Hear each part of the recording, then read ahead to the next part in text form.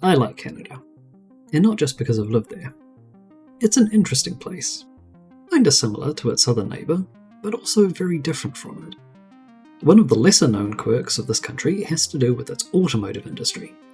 These days, the Canadian car industry is closely linked to the American car industry. Some well-known models from General Motors were exclusively manufactured in the northern neighbour. But if we go back in time, we find some big differences. For several reasons, the Big Three made a few unique models for the Great White North. One of the biggest contributing factors was that the Big Three had specific dealer networks after the Second World War. The companies split their networks into two main divisions. The Ford Motor Company had Ford and Lincoln Mercury. General Motors had Chevrolet Oldsmobile Cadillac and Pontiac Buick GMC. And the Chrysler Corporation had Dodge DeSoto and Plymouth Chrysler Fargo. This video will discuss General Motors. Larger cities generally had a dealership from each network, but small rural towns normally had just one of them. Each of those networks offered cars that the other didn't, so the small towns were at a disadvantage. To counter this, Pontiac had a few lower price models equivalent to Chevrolets, such as the full-sized Parisian and Laurentian. Later on, Pontiac also offered the compact Tempest, a rebadged version of the Chevrolet Corsica. But the exclusive offerings weren't just model names. In decades past, Canada had exclusive brands. Ford was actually the first to have this idea, all the way back in 1946, but the General took it to another level. So let's begin our retrospective on GM's Maple Leaf cars. Our journey starts in 1959. Why so late? Well, GM didn't really need to do what Ford did, since they already owned several marques that could easily offer a full range of cars in both networks. However, in the 50s, GM Canada started importing the Vauxhall Victor and selling it through Pontiac Buick dealers. What if you wanted a Vauxhall Victor, but your town only had a Chevrolet Oldsmobile dealer? The two networks couldn't both sell the same brand, so in 1959, GM began offering the Envoy. It was almost identical to the Vauxhall, but still a little different since it was a separate brand. They offered sedans called Standard, Special and Custom Saloon. If you wanted a wagon, they offered the Sherwood. The lineup continued with the 1962 FB series, although the styling was more different, taken from the European VX490 versions. In 1964, the FC Envoy sedan was only offered as the Special. Interestingly, the FD Envoy for 1968 actually got the VX490 styling before the Vauxhall did. The FD would be the last of the Victor-based Envoys, as the brand was discontinued in 1970. But it wasn't the only Envoy vehicle offered for sale. In 1964, Vauxhall also launched the Viva in Canada, as well as its Envoy equivalent, the Epic. The HA Epic was superseded by the HB in 1967, and it lasted until the Envoy brand was retired. The Envoy name wasn't just used on Vauxhalls. Their commercial vehicle brand, Bedford, offered the CA van and minibus in Canada as the Envoy EA, but I couldn't find any pictures. Eventually, GM's domestic brands developed their own compact cars, and Vauxhall exports suffered due to those world-famous British Union strikes. So Envoy was cancelled after 11 years on the market, which makes it not only GM's first Canadian exclusive marque, but also its longest lasting. But it wasn't the only Canadian GM brand during the 60s. Let's rewind to 1962. Chevrolet has just released a new compact car, the Chevy 2. Naturally, this would be sold in Canada through Chevrolet Oldsmobile dealers. But what about Pontiac Buick dealers? Pontiac did have a compact car on a different platform, the Tempest, but it wasn't offered in Canada since it wasn't assembled there and import duties would have made it too expensive. What could GM do? They came up with a simple way to sell Chevy 2s through Pontiac Buick dealers. They gave the car some Pontiac-esque styling and called it a Pontiac? Nope, that would be too simple.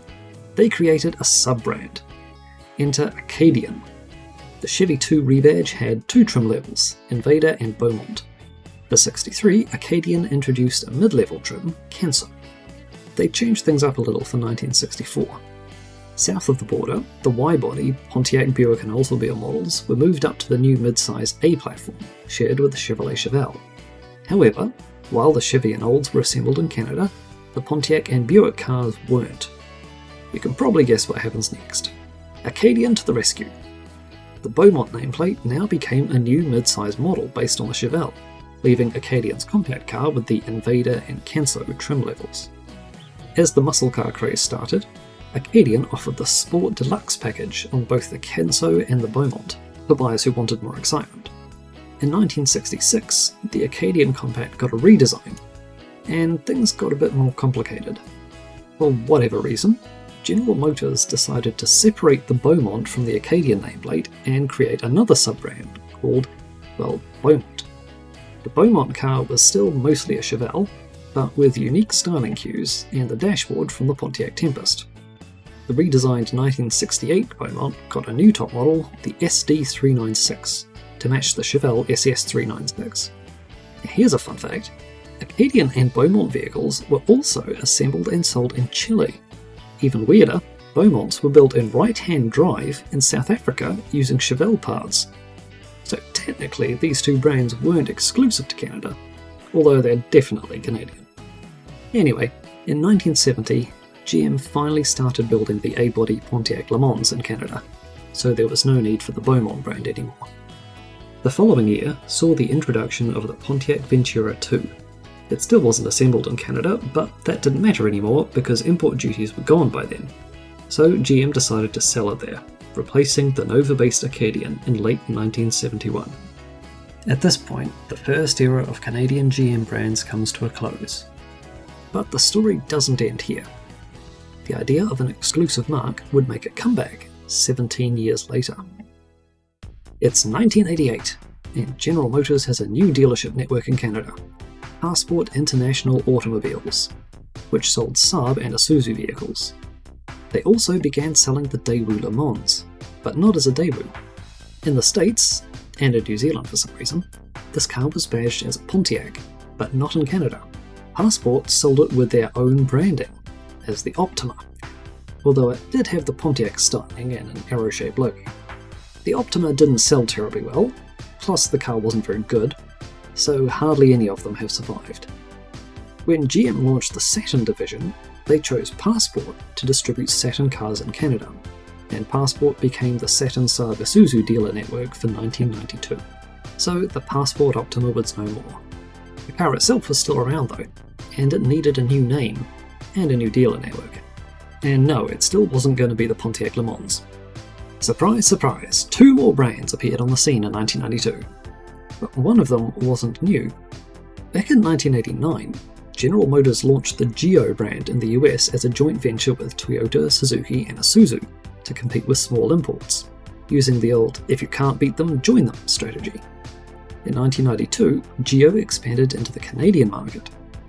Suzuki had already been working with GM in Canada via the Kami manufacturing plant in Ontario. They built the Suzuki Sidekick, also sold as the Chevrolet Tracker and the GMC Tracker, so that both of the mainstream dealer networks had a vehicle to sell. Geo was a subdivision of Chevrolet, so in 1992 the Chevy Tracker became the Geo Tracker. Also, the Geo Storm, which had been on sale in the States since 1990, was now available in Canada through the Chevrolet Oldsmobile network.